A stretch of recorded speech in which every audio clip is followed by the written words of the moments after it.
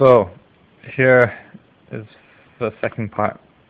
Okay, so then here is a car represented here, another one, and another one. And these weights here represent the individual in the car who's controlling the car to go left, right, who's controlling the car. Okay? As you can see, all cars here are the same. Okay? And all individuals here are the same.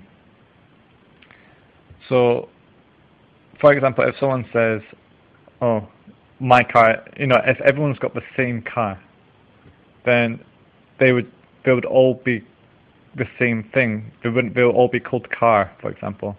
Or they'll all have one name. There'll be no way of distinguishing between them. Okay? And same with the driver. As you can see, all the drivers are the same. Okay? But here is the reality, okay?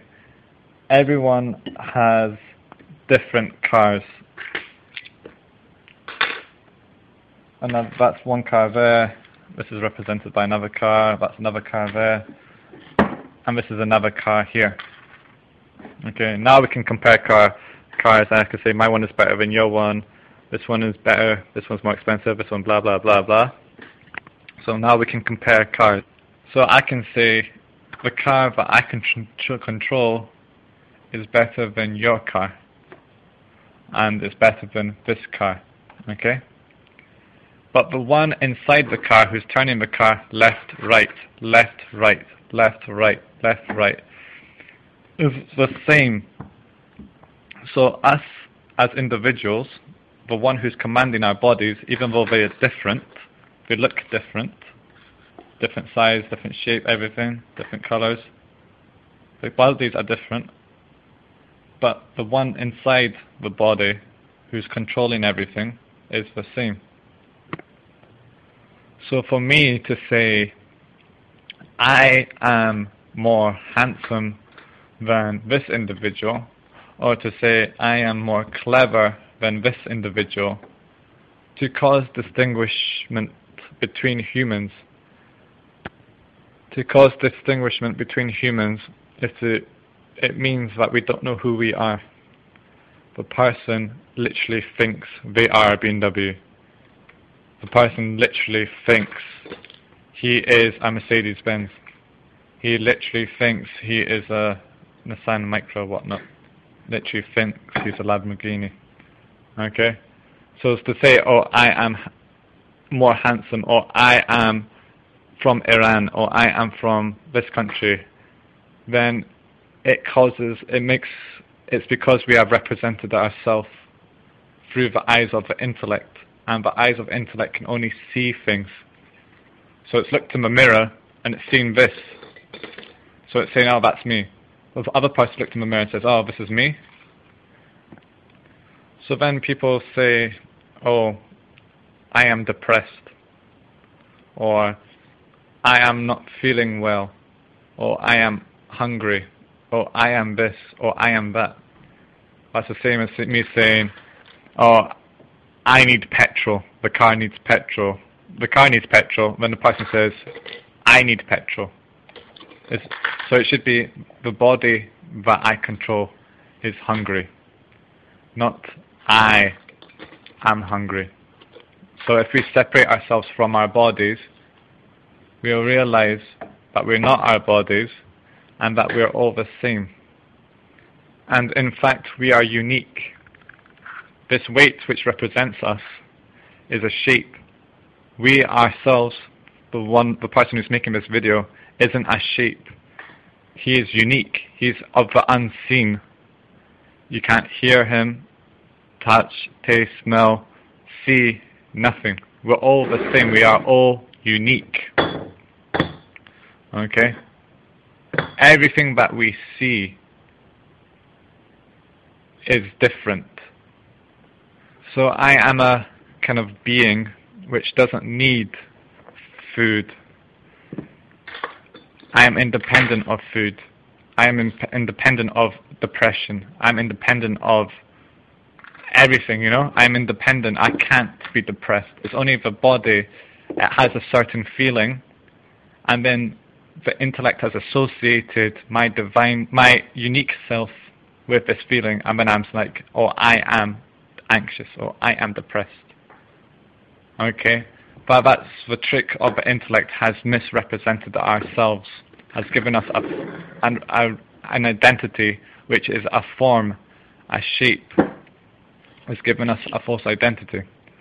So if we have this false identity, the problem is that, like the car, it will break down. You'll crash the car, you'll break your leg, you will get ill, you will pass away. Okay?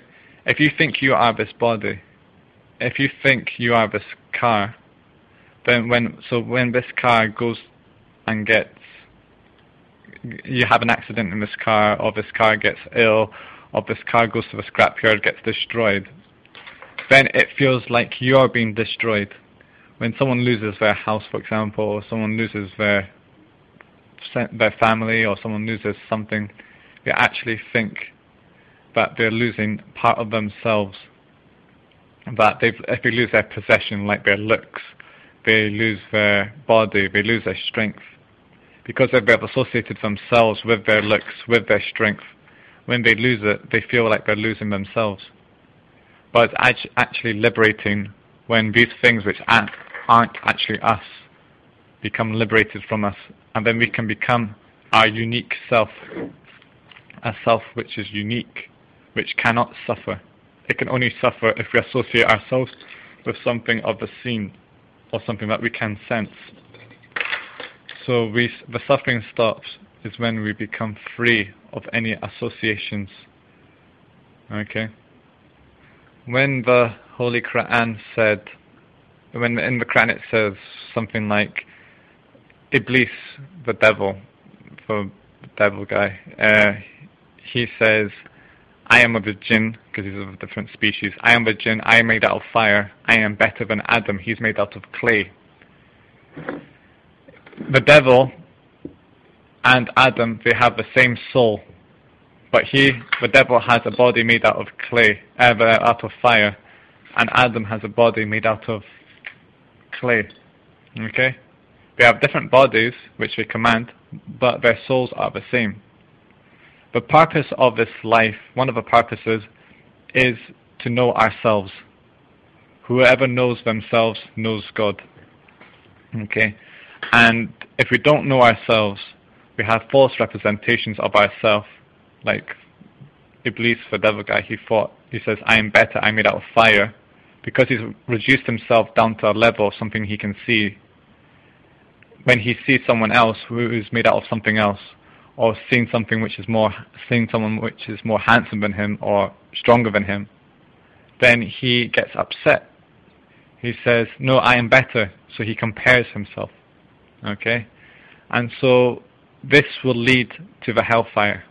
If we do not distinguish, it can lead to the hellfire. I don't want to give distinct, But the devil, what he does is he makes us associate ourselves with false things, like what we are made out, what our bodies are made out of, what the body which I control is made out of, or what my intellect feels, what my intellect, with a certain amount of information, has gathered that this religion, or this sect, for example, Sunni, or this sect, Shia, okay, the intellect has said, right, okay, with the information that I have, this religion is the most logical for me to follow. Okay? So that's what the intellect has gathered. That this, with information that it's got, he is Sunni. With the information that he's got, he is Shia. We're both in Islam. No. Yeah. We're both Muslims. So then then you've got Sunni, you've got Shia, okay? We should not use religion to cause distinguishment between us, between people. If we do that, then we have followed the devil, basically. If you say, I am Sunni, I am Shia, I am Christian, we're represented by this ticket, okay?